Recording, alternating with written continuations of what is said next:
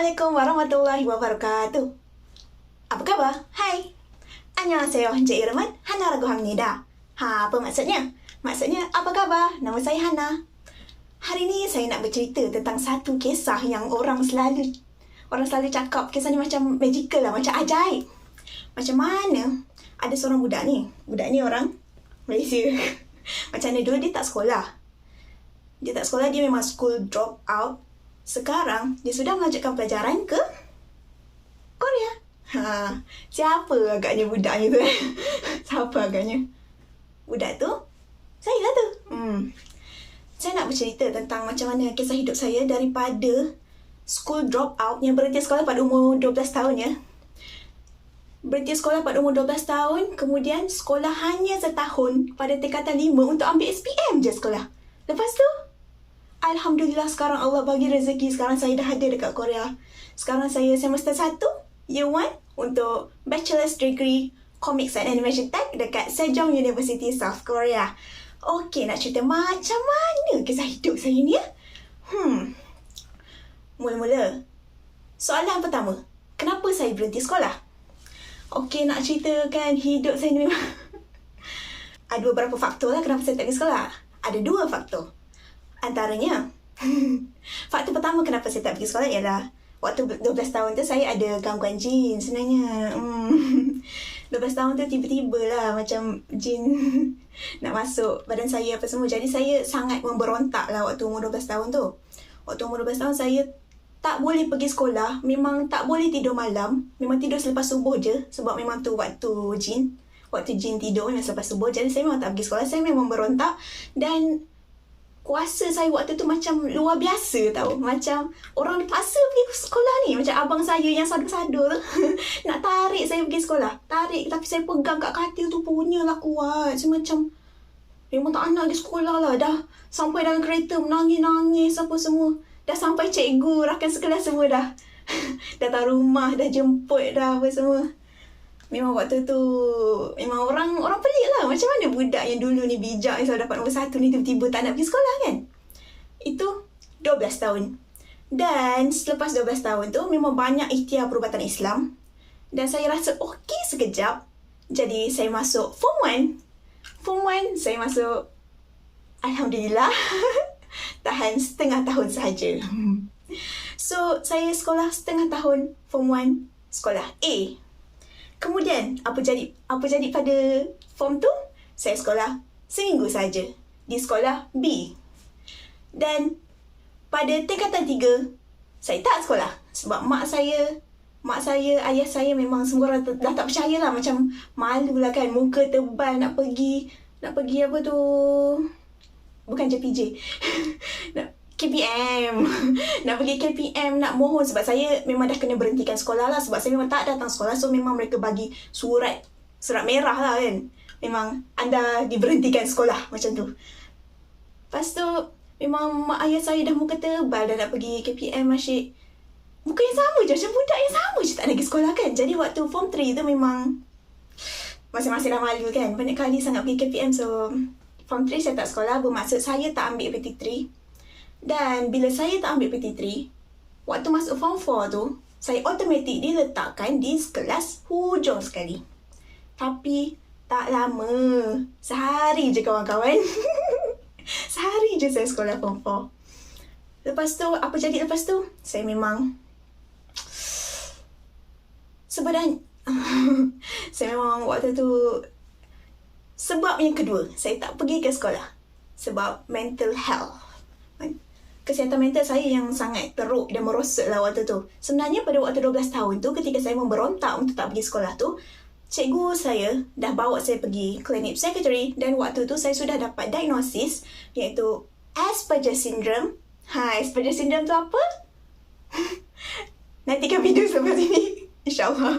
Kalau ada orang nak tahulah apa Asperger Syndrome, InsyaAllah saya buat video lagi.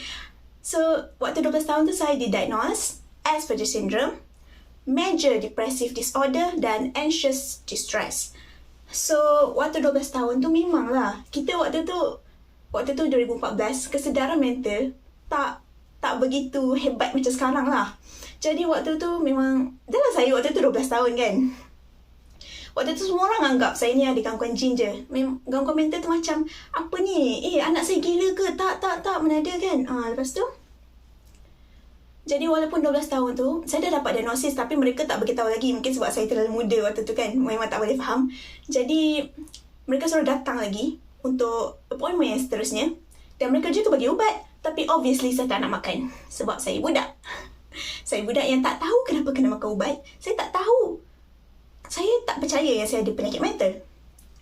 Jadi, nak dikatakan waktu form 4 tu memang waktu tu saya terlalu memang tak boleh tidur. Berfikiran negatif sepanjang masa. Otak terlalu laju, berfikiran terlalu banyak, menangis setiap malam, sakit kepala. Sakit badan, sakit kepala memang dia punya kesan kepada yang fikiran yang serabut tu sampai memang mempengaruhi kehidupan saya sampai tak boleh hidup macam biasa walaupun waktu tu saya tak sekolah. Jadi, waktu form 4 yang lepas saya dah sekolah sehari tu je, memang fasa yang gelap dalam hidup saya di mana saya ada macam cubaan, like saya ada mencederakan diri jugalah sebab cubaan untuk membunuh diri. Jadi, selepas form 4 yang selepas tingkatan 4 yang saya sekolah sehari tu, pada bulan Oktober saya merayu pada ibu bapa saya untuk bawa saya semula pergi klinik secretary. Sebab saya rasa saya tak boleh hidup dah macam ni. Saya rasa sama ada saya pergi klinik secretary atau saya, na'udzubillah min zalik, saya bunuh diri lah sebab saya memang tak tahan sangat waktu tu. Jadi bila form 4 tu saya dah pergi ke klinik secretary dan saya nak cakap pada semula, kalau pergi untuk berubat dekat klinik secretary ni tak akan sembuh serta-merta. Ia mengambil masa, okey? Ia mengambil masa, kesabaran dan banyak try and error, ubat-ubat semua tu. Memang saya banyak ubat, banyak silih ganti ubat, banyak kurang turun, kurang tambah dos ubat, semua benda.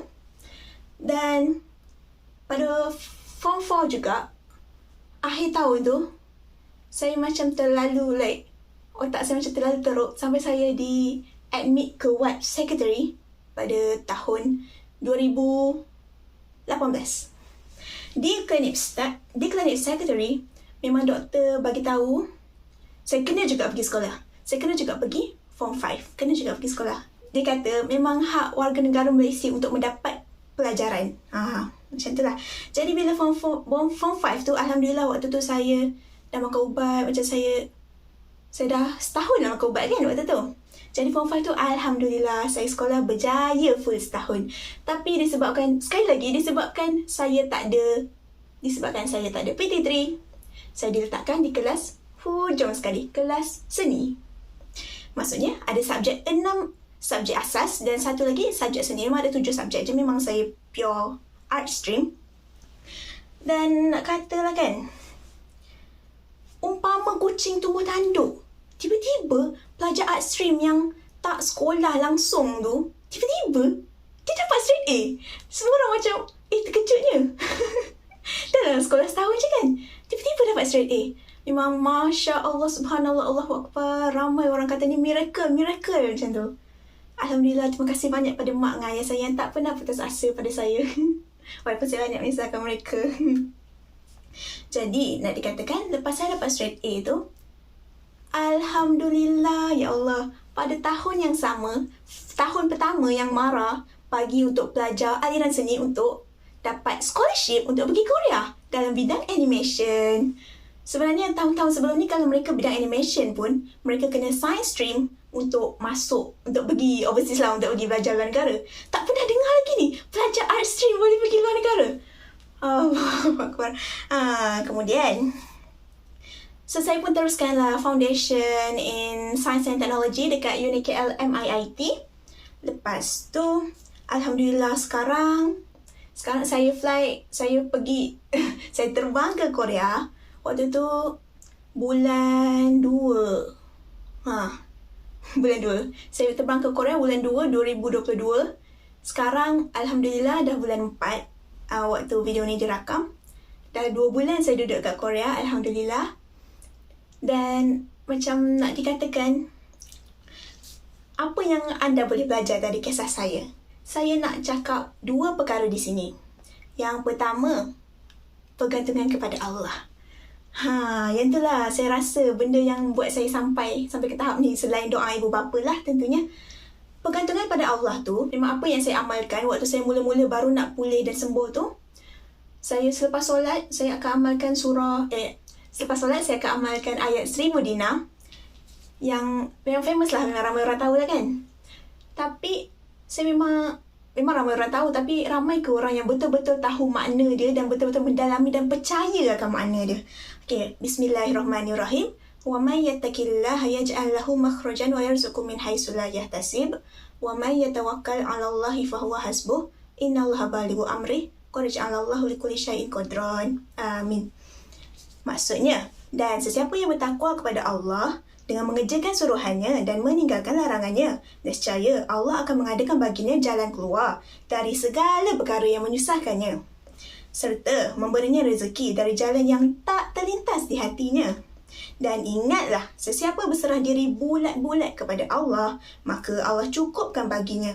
Sesungguhnya, Allah tetap melakukan segala perkara yang dikehendakinya. Allah telah pun menentukan kadar dan masa bagi berlakunya tiap-tiap sesuatu. Alhamdulillah.